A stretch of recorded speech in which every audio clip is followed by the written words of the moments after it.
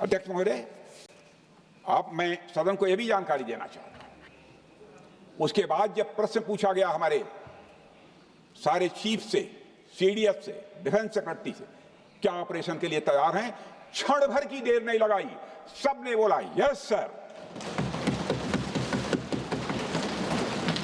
अध्यक्ष महोदय, ऑपरेशन सिंदूर हमारे सामर्थ्य का ही प्रतीक था, जिसमें हमने दिखा दिया कि अगर कोई हमारे नागरिकों को मारेगा तो भारत चुप नहीं बैठेगा। भारत की आत्मरक्षा के लिए हमारा राजनीतिक तंत्र और नेतृत्व बिना किसी दबाव के काम करेगा।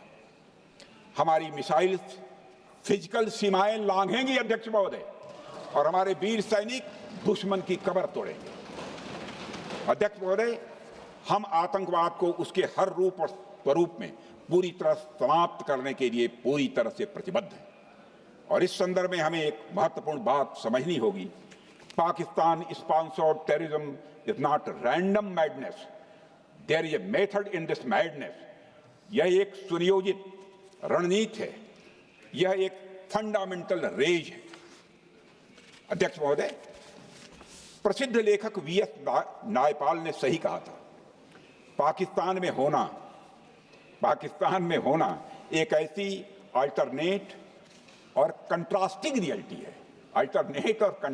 रियलिटी है, where war is peace, freedom is slavery, ignorance is strength. यानी यहां युद्ध ही शांति है, गुलामी ही स्वतंत्रता है, और जिहालत यानी अज्ञानता ही ताकत है। अध्यक्ष महोदय, इसलिए पाकिस्तान द्वारा प्रायोजित आतंकवाद कोई पागलपन नहीं है। पाकिस्तान द्वारा प्रायोजित आतंकवाद कोई पागलपन नहीं है, यह एक सोची समझी साजिश का हिस्सा है। यह एक ऐसी प्रक्रिया है जो आतंक को एक पॉलिटिकल टूल की तरह इस्तेमाल करती है। यह सिर्फ आतंकवाद नहीं, यह एक टूल किट है, एक ऐसा टूल किट जिसे पाकिस्तान की सेना और उसकी एजेंसियां एक नीति के तहत अपनाए हुए हैं। This tool kit is in opposition to civilized code of conduct that the rest of the world prefers to abide by। यानी यह टूल किट उस सिविलाइज्ड कोड ऑफ कंडक्ट के खिलाफ है जिसे दुनिया का हर जिम्मेदार देश मानता है। अध्यक्ष महोदय, यह एक कट्टरपंथी सोच की उपज है जिसमें सहिष्णुता के लिए कोई जगह नहीं। हमारा पाकिस्तान के साथ कोई सीमा का संघर्ष नहीं है अध्यक्ष महोदय, बल्कि यह सभ्यता बनाम बर्बरता का संघर्ष है। सभ्यता बनाम बर्बरता का संघर्ष। पाकिस्तान के हुक्मरान जानते हैं कि उनके सैनिक युद्ध के मैदान में भारत से नहीं जीत सकते, इसलिए वे आतंक को पालते ही नहीं, उन्हें प्रशिक्षण देते हैं, और फिर दुनिया के सामने खड़े होकर निर्दोष बनने की कोशिश करते हैं। अध्यक्ष महोदय, पाकिस्तान दोहरे मापदंड और झूठ की बुनियाद पर खड़ा हुआ एक ऐसा देश है जो अब फेल्ड स्टेट के तौर पर देखा जा रहा है। भारत ने ऑपरेशन सिंदूर के जरिए पूरी दुनिया को दिखा दिया है कि हम इस आतंकवाद के गंदे खेल को जड़ से एक समाप्त करने का संकल्प ले चुके हैं।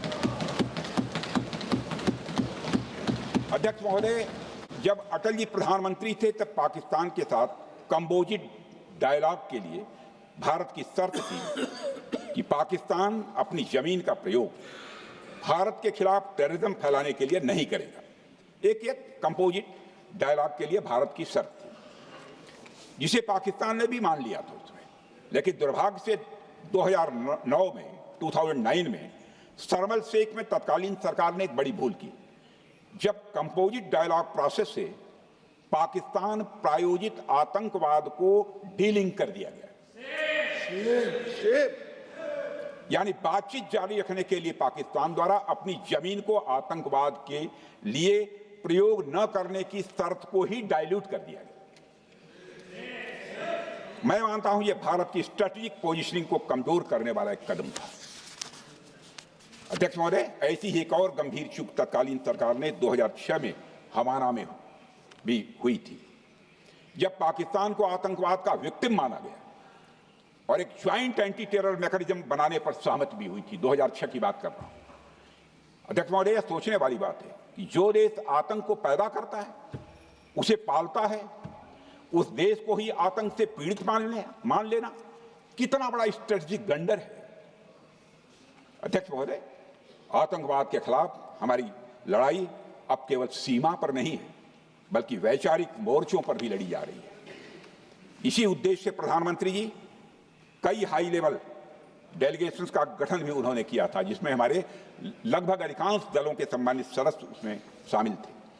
उसमें विभिन्न राजनीतिक दलों के रिप्रेजेंटेटिव शामिल हैं और सचमुच इस समिति ने वैश्विक मंचों पर जाकर भारत की बात बहुत ही प्रभावी तरीके से रखी और आतंकवाद के विरुद्ध वैश्विक समर्थन को उन्होंने मजबूत किया। अध्यक्ष महोदय, मैं उन सभी डेलीगेशन के सम्मानित सदस्यों के प्रति शीश झुकाकर आभार व्यक्त करना चाहता हूं, जिन्होंने भारत का आतंकवाद के खिलाफ स्टैंड तथा जीरो टॉलरेंस की पॉलिसी और ऑपरेशन सिंदूर के बारे में दुनिया के देशों को सही तरीके से अवगत कराया, प्रभावी तरीके से अवगत कराया।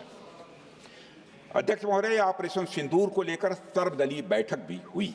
I am very happy to tell the House that during Operation Sindoor, all the political parties of the country kept aside all ideologies and differences and showed solidarity with the nation, with the soldiers and with the government. फिर इसके लिए आभार व्यक्त करता हूं। मुझे लगता है यही इस देश के लोकतंत्र की खूबसूरती है। अध्यक्ष महोदय, जैसा कि हमारे माननीय प्रधानमंत्री मोदी जी ने भी कहा है कि ऑपरेशन सिंदूर अभी रुका है, समाप्त नहीं हुआ है। यदि आवश्यकता पड़ी, यदि पाकिस्तान फिर किसी नापाक हरकत की कोशिश करता है, तो हम और भी कठोर और निर्णायक कार्रवाई करने के लिए तैयार हैं। अध्यक्ष महोदय, ऑपरेशन सिंदूर के माध्यम से पाकिस्तान के मन में भारत को लेकर जो बहुत बड़ी गलतफहमी थी, वह हमने दूर कर दी है। और मेरी दूर थोड़ी बहुत बची है, यदि भई होगी तो उसको भी दूर कर देंगे। अध्यक्ष महोदय, मुझे महाकवि राष्ट्रकवि रामधारी सिंह जी दिनकर की कुछ पंक्तियां याद आती हैं। अध्यक्ष महोदय, क्षमाशील हो रिपु